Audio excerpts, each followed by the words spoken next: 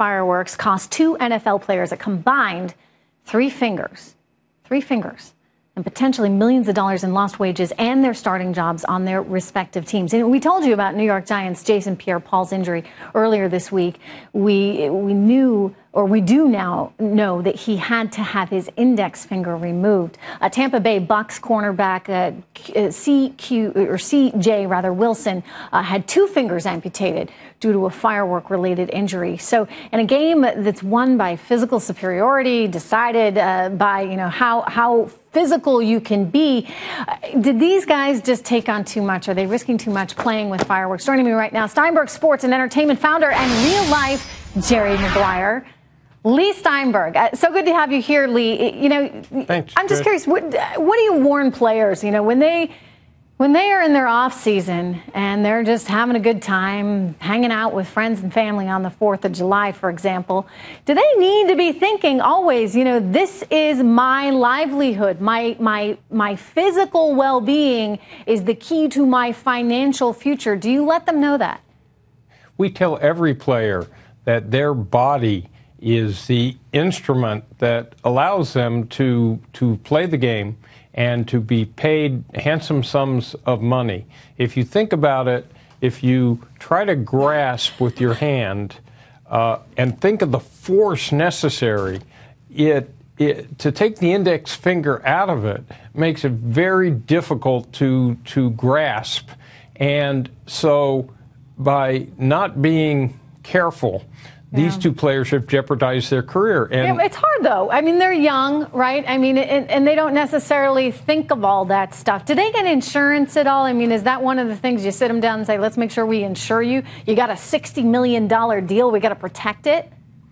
So the collective bargaining agreement, if it's a football-related injury, meaning in practice or on the field, allows the player to be paid the remainder of the salary if he suffers a career-ending injury for that year, and then half of 50% for the next year, and then 30% for the next year.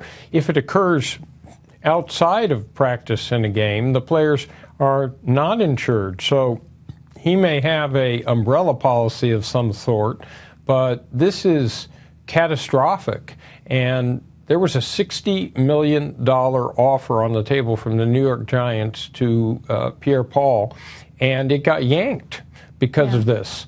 So players are expected to take care of their bodies. Here, Leigh. I mean, that's the reality of it all. But also you want to be cautious with your own sense of being. I remember, in a previous life, I was a very studious musician, and I was actually a vocalist, a classical singer. And you walk around with your instrument, and I always remembered that, because you'd be very nervous, for example. If you got a cold, you'd make sure you took good care of yourself to make sure that, your voice was in working condition. And I remember the violinists, say, at music school, they would walk around with their instrument. They would be so careful with it. They didn't want to drop it. They didn't want to lose it. It was their precious instrument. For these football players, kind of the same thing. I mean, their bodies are it. And if their bodies can't perform, they're out of a job.